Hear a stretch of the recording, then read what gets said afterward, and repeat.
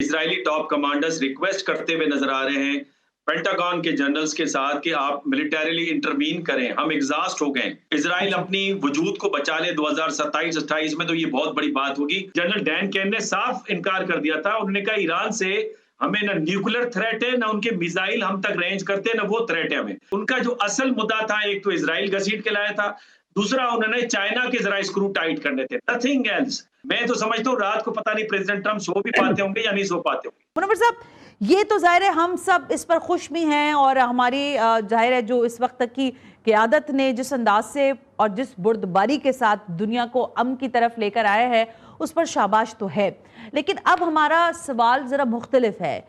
ये जो मुज़ाकरात के अगले राउंड की उम्मीद जागी है, अभी मंसूर साहब कुछ चीज़ें कह रहे थे, पहले मैं आपका तबसरा जानना चाहूँगी। क्या लगता है आपको, कुछ nitty-gritties final round second round से पहले की तय होनी है, या आपको लगता है कि ट्राइलेटरल जो सीरीज है या लोग जो ममालिक हैं जिनके जो ज़ाहिर ईरान जिनको ट्रस्ट भी करता है, whether it's Russia, whether it's the Pakistan and maybe the चीन और यूरोपीय यूनियन के भी लोगों की अभी हम बात कर रहे थे, तो उनके माबैन पहले गुफ्तगू का ये अमल शुरू होना है। मुनव्वर साहब, कांट हियर यू, आपका माइक शायद ऑफ है। हाँ सना, पहले तो बहुत शुक्रिया आपको, आपकी टीम को, मंजूर साहब को, बिलखुसूस रिजवान को, आपके देखने वालों को, सबको सलाम। देखिए सना, मैं समझता हूं कि ये अपनी जगह तो कामयाबी क्या, ये मेरा ख्याल है कि एक रेवोल्यूशनरी चेंज है और ये दुनिया की तारीख में लिखा जाएगा। पाकिस्तान की सफारतकारी, खामोश सफारतकारी, खामोश पे मैं ज्यादा जोर दूंगा। यानी इस तातुल के अंदर भी पाकिस्तान ने खामोशी के साथ सफारतकारी की है। देखिए ना, फील्ड मार्शल साहब का 3 दिन का दौरा हो, टेलीफोनिक कांटेक्ट हो प्रेसिडेंट ट्रम्प को, आप समझती है कायल करना कोई आसान बात है?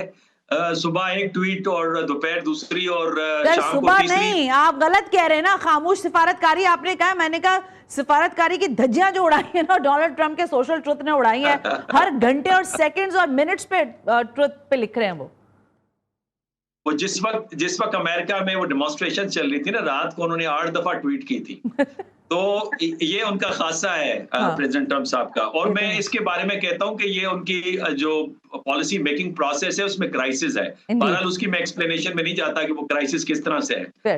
एनीवे, देखिए जो पाकिस्तान है उसने दोनों के स्टिकिंग पॉइंट्स को समझा भी है, उन्हें एड्रेस भी किया है, ठीक है, और इसी वजह से वो दोनों के साथ इन टच भी थे। जो लास्ट टाइम मुलाकात थी उसमें तकरीबन points as per Iranian point of view, as per the narrative which is coming from United States America, दोनों काफी हद तक पहुंच चुके थे सवाए 1-2 पॉइंट्स के ऊपर।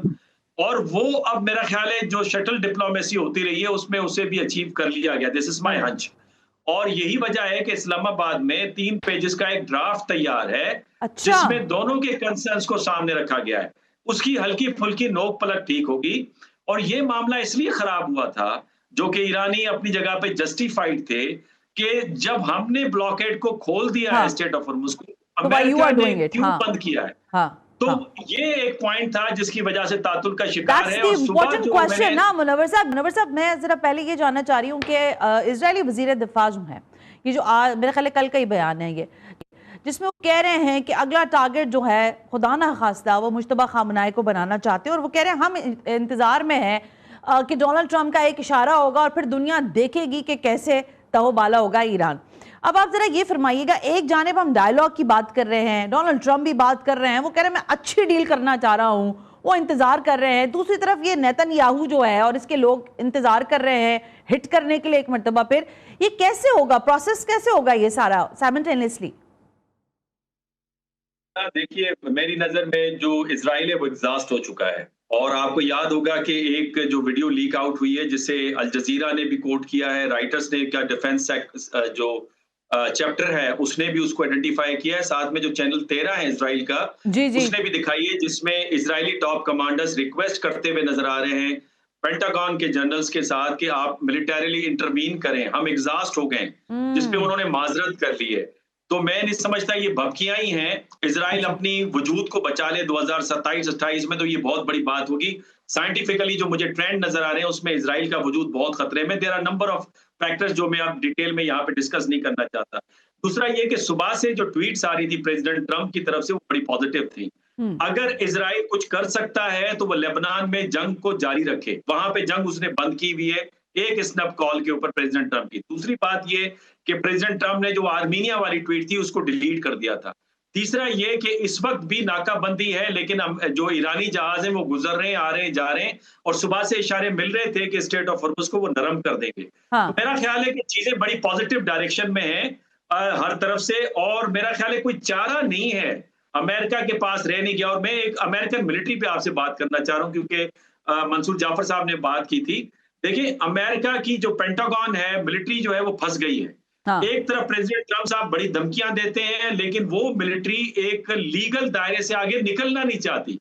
और इस हवाले से आपको याद होगा, ये जो लेरी जॉनसन है, जो 1980 और 90 की दहाई में CIA के बहुत अहम पोजीशंस के ऊपर रहे, स्टेट डिपार्टमेंट का भी हिस्सा रहे, उन्होंने जो इन्फॉर्मेशन लीक आउट की, जिसके मुताबिक उन्होंने कहा कि प्रेसिडेंट ट्रंप ने कोड मांगा था न्यूक्लियर उसका बॉम्ब का, फैसिलिटीज का, जिसपे जनरल डैन केन ने साफ इनकार कर दिया था। उन्होंने कहा ईरान से हमें ना न्यूक्लियर थ्रेट है, ना उनके मिसाइल हम तक रेंज करते हैं, ना वो थ्रेट है हमें।